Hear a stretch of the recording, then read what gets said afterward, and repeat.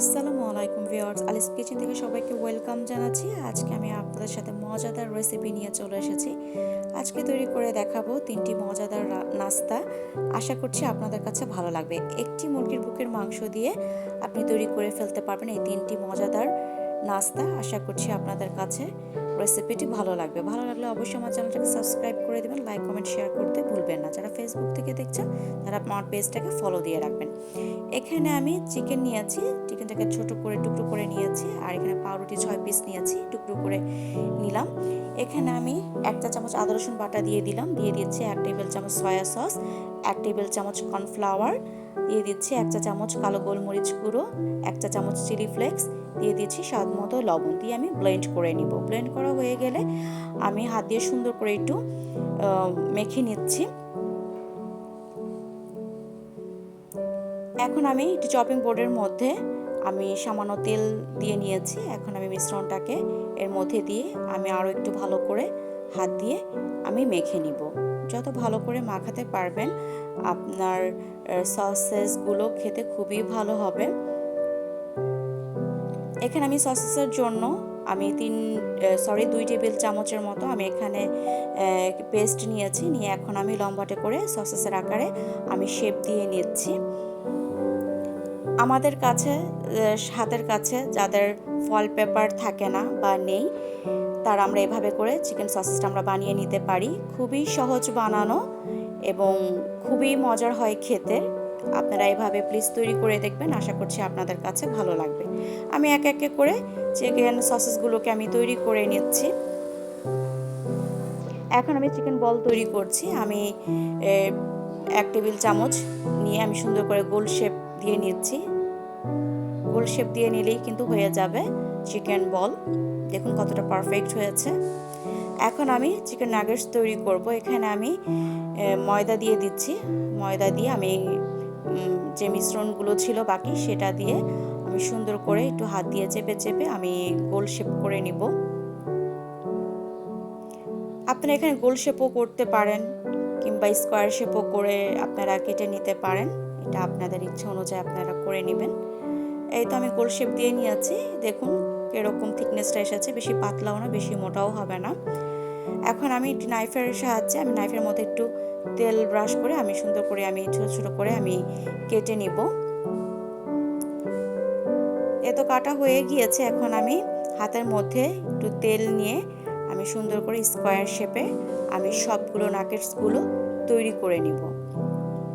আপনারা হয়তো দেখেই বুঝতে পারছেন আমি কিভাবে শেপ দিয়ে নিচ্ছি। বানানো খুবই সহজ, আপনারা বাসায় চেষ্টা করলে অবশ্যই পারবেন। এই তো আমার একে একে তৈরি হয়ে গেল chicken nuggets, chicken sausages, chicken বল। এখন আমি চিকেন সসেসগুলোকে আমি বয়েল করব। এখানে আমি হাঁড়িতে পানি নিয়েছি, গরম হয়ে এসেছে পানিটা আমার হালকা।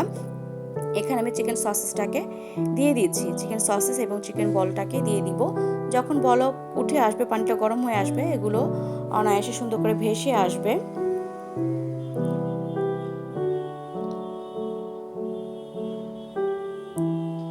আমি ঢেকে প্রায় 10 মিনিটের জন্য আমি রান্না করব। আমি মিডিয়াম আঁচে আমি 10 মিনিটের পর ফিরে আসছি। এ তো 10 মিনিট হয়ে গিয়েছে। দেখুন চিকেন সসেসগুলো আমার সুন্দরভাবে বয়েল করা হয়ে গিয়েছে। আমি এখন তুলে নিচ্ছি। তুলে আমি এখানে ঠান্ডা পানিতে আমি ডুবিয়ে রাখবো। এতে করে চিকেন বল এবং চিকেন সসেসগুলো আরও একটু হার্ড হয়ে আসবে। গরম থাকা অবস্থায় নরম থাকে, ভেঙে যাওয়ার চান্স থাকে। তো এই তো আমি ঠান্ডা পানির মধ্যে চুবিয়ে রেখেছি। আমি উঠিয়ে নিচ্ছি, উঠিয়ে আমি ঠান্ডা করে নিব। ঠান্ডা হয়ে গিয়েছে চিকেন সসেস আর চিকেন বলগুলো। আমি এখানে কেটে দেখাচ্ছি ভিতরটা কতটা পারফেক্ট হয়েছে আর কতটা সুন্দর জুসি ভাব আছে। এটা ভেজে খেলেও খুবই ভালো লাগবে, ভিতরটা এরকম ঠিক জুসি ভাবটা থাকবে। আপনারা এভাবে তৈরি করবেন, আশা করছি আপনাদের কাছে ভালো লাগবে। খুব সহজ করে আমি তৈরি করে দেখিয়েছি। এখন আপনারা এই পর্যায়ে এসে চিকেন সসেস, চিকেন বলগুলোকে সংরক্ষণ করতে পারেন কন্টেনারে ভরে। আমি আজকে যেহেতু সসেস আর চিকেন বল আজকে ভাজবো না, তাই আমি কন্টেনারে ভরে আমি ডিপ ফ্রিজে আমি রেখে দিব। প্রায় অনেক দিন যাবত এটাকে রেখে খাওয়া যাবে। এখন আমি চিকেন নাগেটস তৈরি করে দেখাচ্ছি। এখানে আমি কর্নফ্লাওয়ার আর ময়দার মধ্যে আমি চিকেন নাগেটসগুলোকে কোট করে নিচ্ছি। এখানে আমি একটি ডিম ফেটিয়ে নিয়েছি, ডিমের মধ্যে আমি চিকেন নাগেটসটাকে এরকম কোট করে নিলাম আর এখানে দিয়ে দিচ্ছি ব্রেড ক্রাম্বসের উপর কোট করে নিলেই হয়ে যাবে চিকেন নাগেটস তৈরি করা। আমি হাত দিয়ে ভালো করে চেপে চেপে আমি সুন্দর করে তৈরি করে নেব। আপনারা ডিমের মধ্যে ডবল কোট করেও করতে পারেন, আমি সিঙ্গেলভাবে করে দেখাচ্ছি। আমি একবার ডিমের মধ্যে চুবিয়ে আমি দেখালাম, এইতেই সুন্দর হয়েছে, আমার ডাবল করে করা লাগেনি। এখন আমার চিকেন নাগেটসগুলো তৈরি করা হয়ে গেছে। এ পর্যায়ে আপনারা এসে ফ্রোজেন করতে পারেন, আপনারা কন্টেনারে ভরে ডিপ ফ্রিজে এভাবে রেখে অনেকদিন যাবত রেখে আপনারা খেতে পারেন। আমি যেহেতু রাখবো না, আমি আপনাদেরকে দেখিয়ে দিলাম, আমি তেলে ভেজে নিব। এই তো আমি প্যানের মধ্যে সাদা তেল গরম করে নিয়েছি, হালকা গরম হয়ে এসেছে। এ পর্যায়ে এখন আমি নাগেটসগুলো দিয়ে দিচ্ছি। বেশি গরম তেলে কিন্তু নাগেটসগুলো ছাড়া যাবে না, এতে করে উপর থেকে কালারটা বেশি ব্রাউন হয়ে যাবে, ভেতরটা ভাজা হবে না, দেখতেও ভালো লাগবে না, খেতেও ভালো লাগবে না। মিডিয়াম আঁচে নাগেটসগুলোকে ভেজে নিতে হবে। তো ভাজা হয়ে গেলেই তৈরি হয়ে গেল আমার মজাদার চিকেন নাগেটস। আমি তুলে নিচ্ছি। দেখুন কালারটা কত সুন্দর এসেছে এবং ভেতরটাও ভালো করে কুক হয়ে গিয়েছে। আমি আপনাদেরকে কেটে দেখাচ্ছি, আর দেখুন কতটা ক্রাঞ্চি হয়েছে।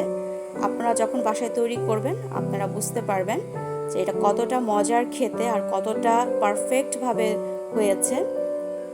আমি আপনাদেরকে কেটে দেখাচ্ছি যে ভেতরটা কত সুন্দর ভালোভাবে কুক হয়েছে এবং খেতেও অসাধারণ, মনেই হবে না যেটা দোকান থেকে কেনা না।